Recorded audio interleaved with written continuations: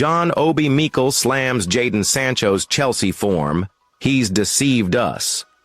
Jadon Sancho's tumultuous spell at Manchester United came to an end in January 2024 when the winger joined Chelsea on a loan. Former Chelsea midfielder John Obi Mikel has now publicly criticized Sancho, accusing him of deceiving fans with his early promise and questioning his commitment on the pitch. Sancho's struggles at Chelsea have only reinforced Manchester United's decision to cut their losses and move him on. For the Red Devils, the £25 million fee represents a significant loss on the £73 million they paid Borussia Dortmund in 2021. But it also provides a much-needed boost to the club's finances as they look to rebuild under Ruben Amorim. Sancho's Chelsea struggles, a shadow of his former self. When Jadon Sancho arrived at Chelsea, there was hope that he could rediscover the form that made him one of Europe's most exciting young talents during his time at Borussia Dortmund. However, his performances have been underwhelming, with just 2 goals to his name, the same number as Manchester United centre-back Harry Maguire this season. Sancho's lack of impact has drawn criticism from fans and pundits alike, with John Obi Mikel becoming the latest to voice his frustration.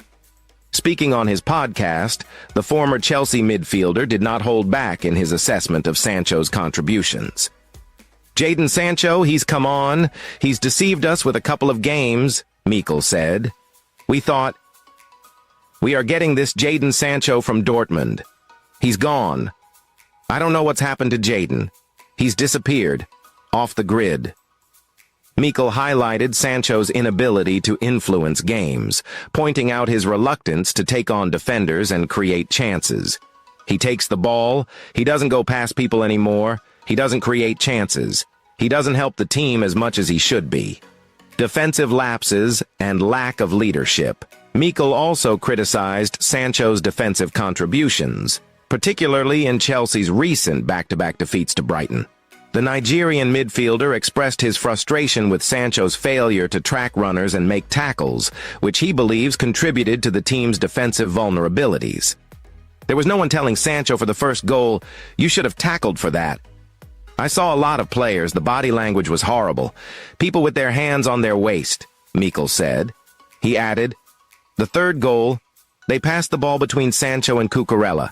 Jadon didn't go with the runner. This is the responsibility of the players. This is not the manager's fault." Mikel's comments underscore the growing concerns about Sancho's work rate and attitude, issues that also plagued his time at Manchester United. A fresh start gone wrong. Sancho's move to Chelsea was supposed to be an opportunity to reignite his career after a disappointing spell at Old Trafford.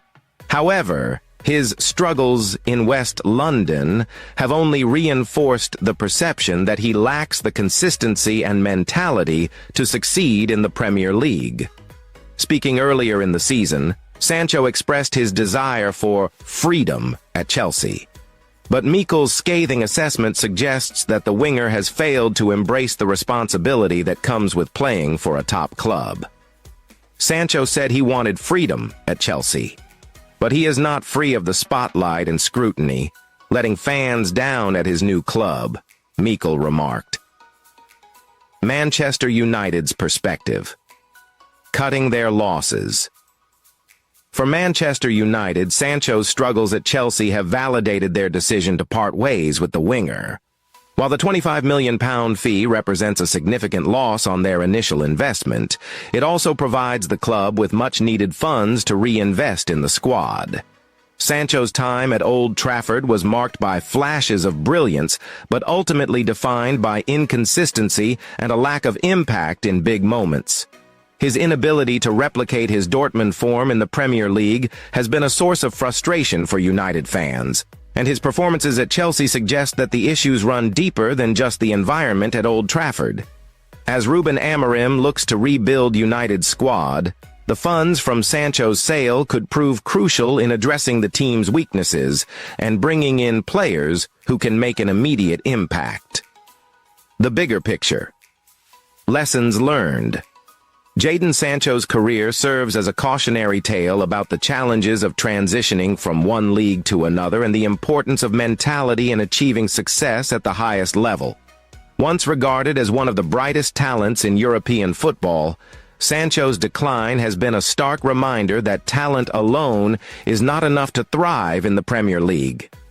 For Manchester United, the focus must now shift to identifying players who not only possess technical ability, but also the resilience and determination to succeed under pressure. As the club looks to move forward under Ruben Amorim, the lessons learned from the Sancho saga will undoubtedly shape their approach to recruitment in the coming years.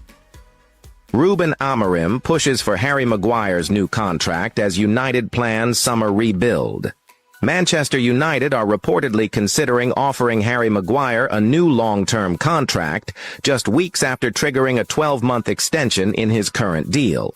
According to Give Me Sports sources, the club sees securing Maguire's future as a strategic move to strengthen their financial flexibility and squad depth ahead of a crucial summer transfer window.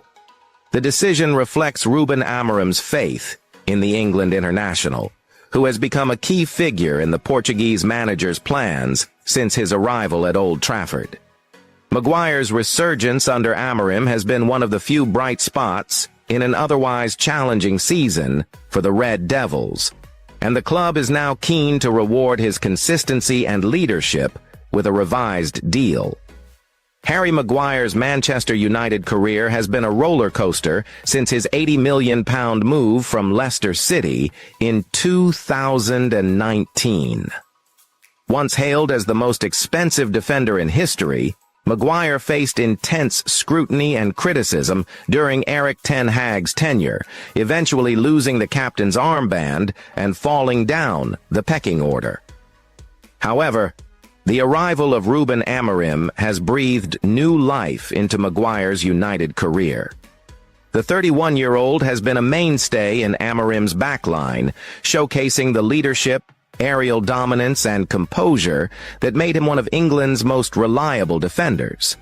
Amorim's tactical shift to a back-three formation has particularly suited Maguire, with the Portuguese manager describing him as perfect for the central role in the defensive trio.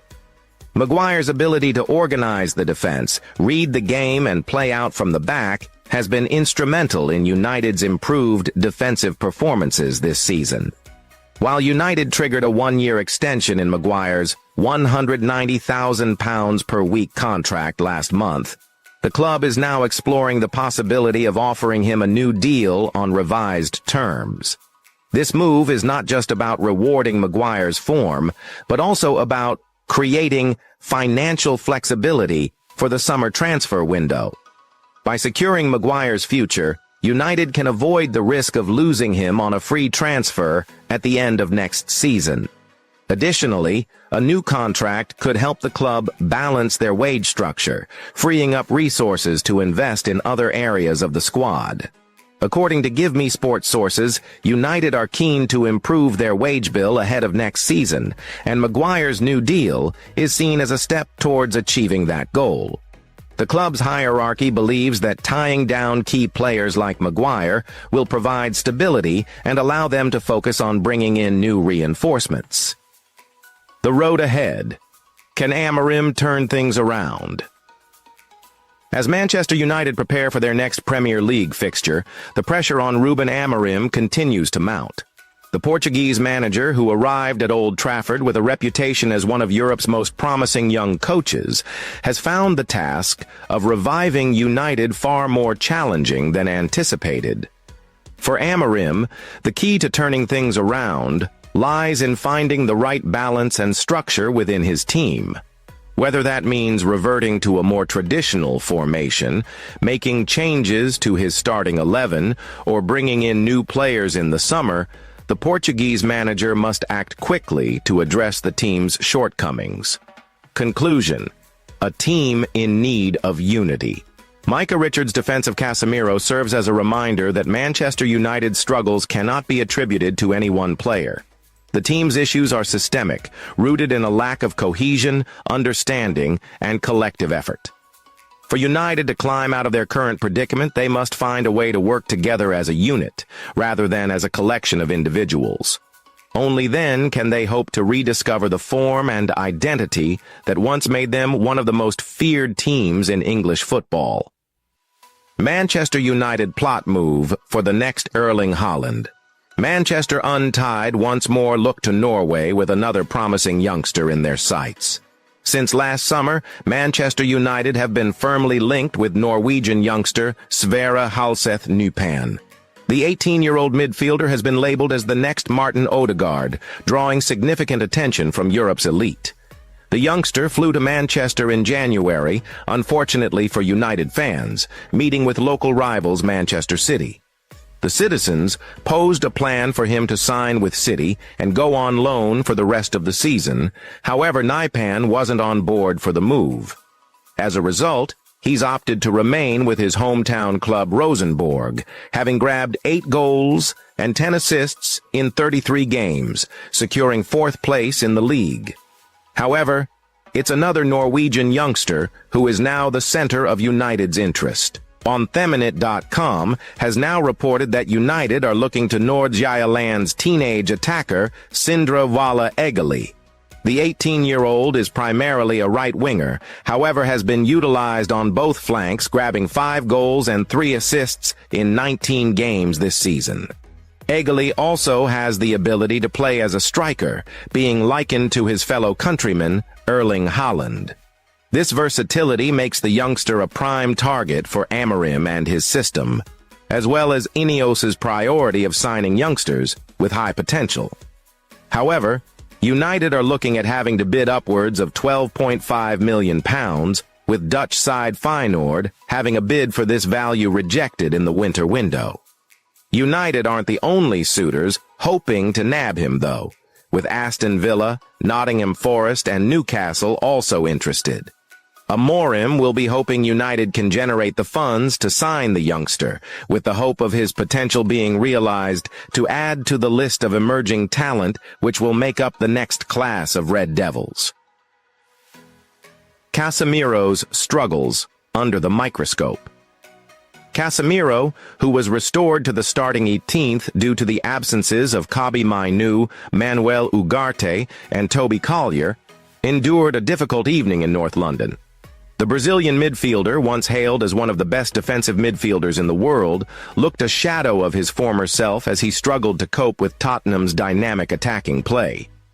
According to SofaScore, Casemiro lost possession 12 times, made 2 fouls, and was dribbled past 4 times during the match.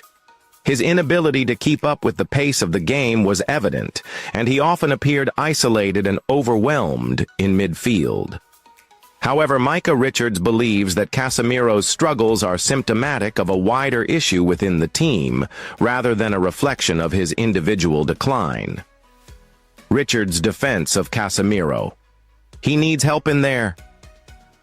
Speaking on Match of the Day 2, Richards argued that Casemiro is being unfairly singled out for criticism, and that his teammates must shoulder some of the blame for United's midfield woes.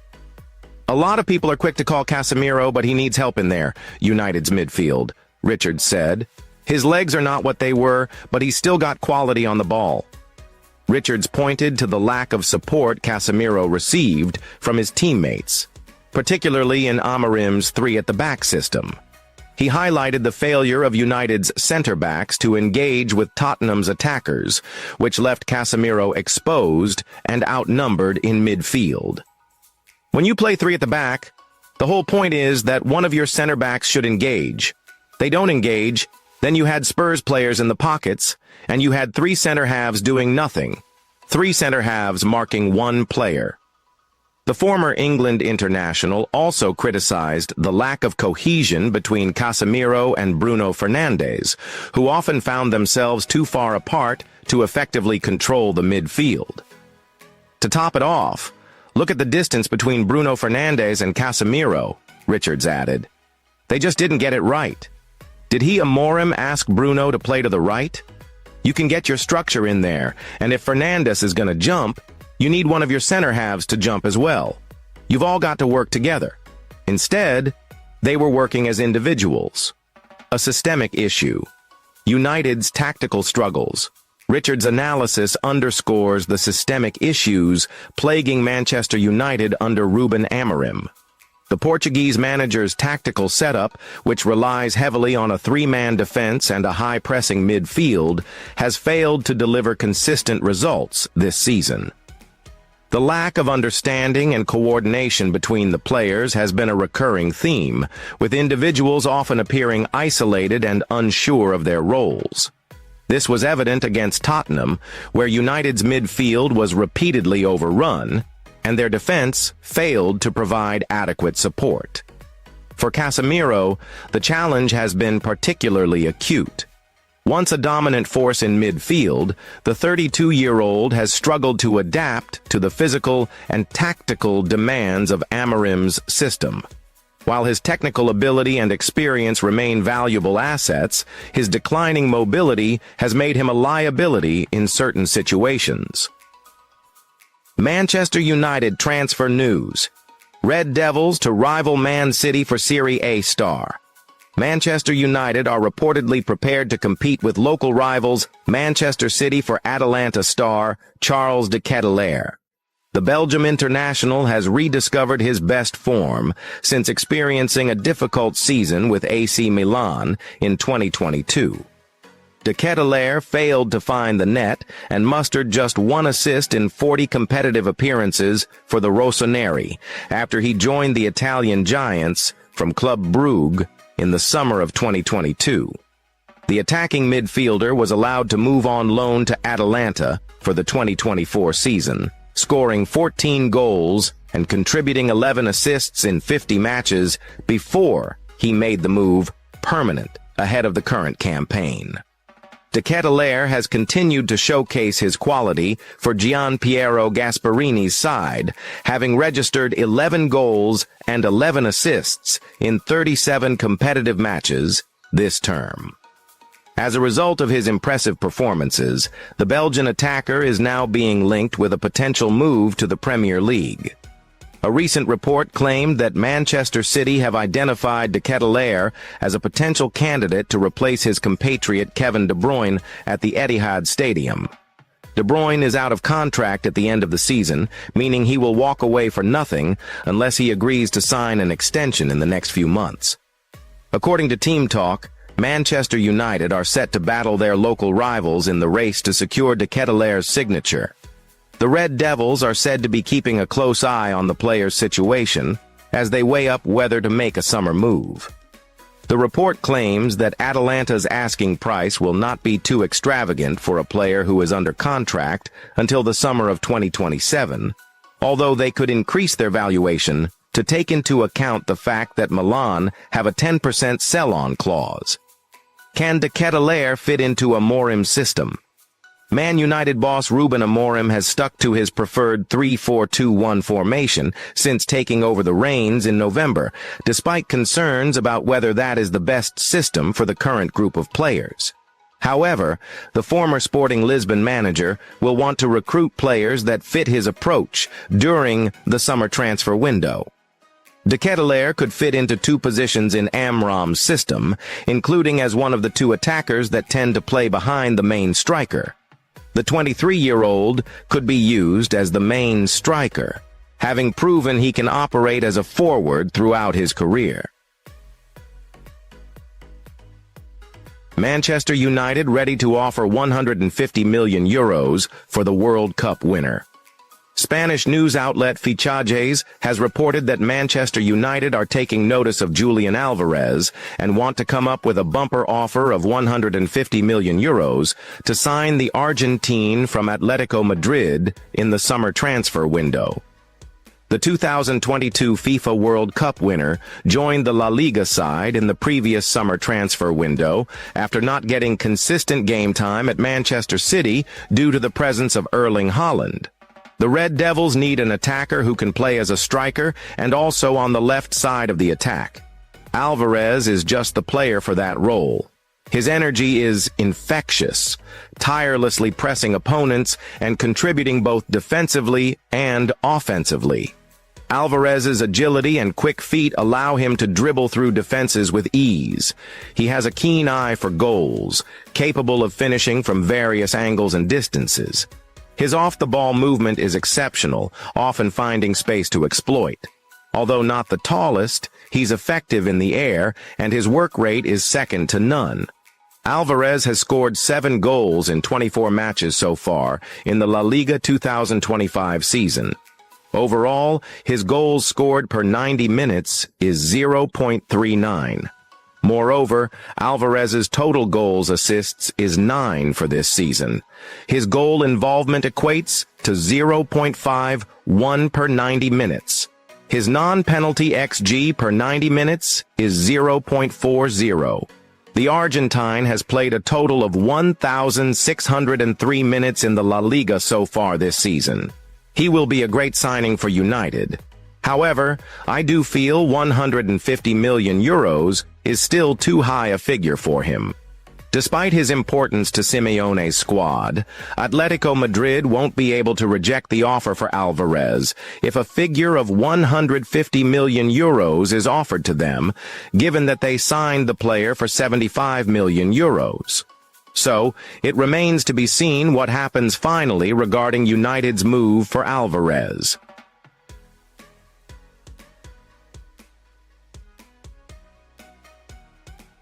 Gordon Hill's scathing verdict on Manchester United, a Rolls-Royce club with a mini-engine.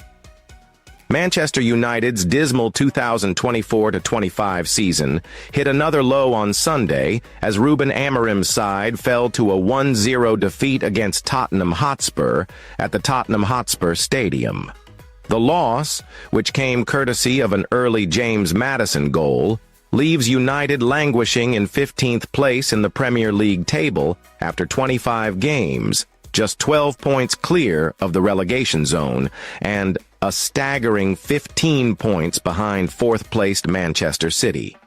The result has sparked widespread criticism from fans and pundits alike, with former United winger Gordon Hill delivering a particularly brutal assessment of the club's current state. Taking to X, formerly Twitter, Hill didn't hold back in his critique, comparing United to a luxury car with an underpowered engine and questioning the team's tactical approach under Amorim. Hill's blunt assessment: "We could go to Fantasy Island and still lose." Gordon Hill, who made over 100 appearances for United in the 1970s, is no stranger to speaking his mind. Following Sunday's defeat, he took to social media to express his frustration with the team's performance, using a series of pointed analogies to highlight the gulf between the club's stature and its current on-pitch struggles. "We could go to Fantasy Island and still lose," Hill wrote, capturing the sense of despair among United fans after yet another disappointing result. He followed up with another tweet, comparing United to a luxury car with an engine that simply doesn't match its prestige. "As I see it, Manchester United at this moment is a Rolls-Royce club," Hill said, "with a mini-engine. It ain't gonna work." Hill's comments reflect the growing disconnect between United's status as one of the world's biggest clubs and their inability to compete at the highest level. Despite boasting a rich history, a global fan base, and significant financial resources, the team's performances on the pitch have been anything but elite. A call for simplicity, Hill's tactical suggestion. In addition to his criticism, Hill also offered a potential solution to United's woes, advocating for a return to a more traditional formation. "I would play a 4-4-2, trusted and tried," he tweeted. The 4-4-2 formation, a staple of United's success under Sir Alex Ferguson, is often associated with simplicity, balance, and directness. Hill's suggestion highlights the need for Amorim to find a system that maximizes the strengths of his players while minimizing their weaknesses. However, whether Amorim will heed Hill's advice remains to be seen. The Portuguese manager has largely stuck to his preferred tactical setup since arriving at Old Trafford, but the lack of results has raised questions about its effectiveness in the Premier League. Amorim's uphill battle. A job tougher than expected. Ruben Amorim's appointment as Manchester United manager in November 2024 was met with cautious optimism.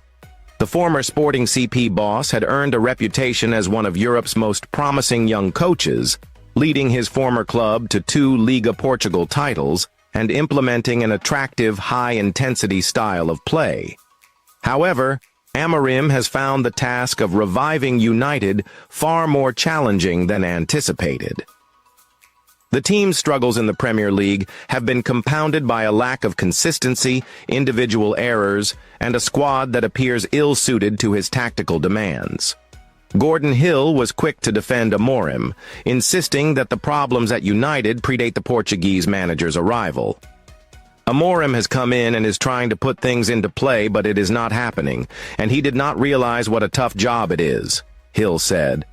No person or manager could change what has happened only in the past few months. This has been there for some time before he arrived.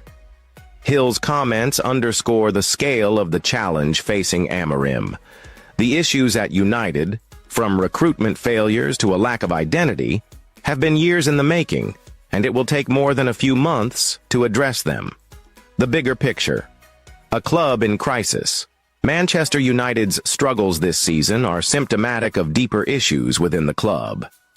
Despite significant investment in the squad, the team has failed to gel, with key players underperforming and a lack of leadership on and off the pitch. The defeat to Tottenham was just the latest in a string of disappointing results that have left United closer to the relegation zone than the top 4. With just 8 wins from 25 Premier League games, the team's form has been nothing short of woeful.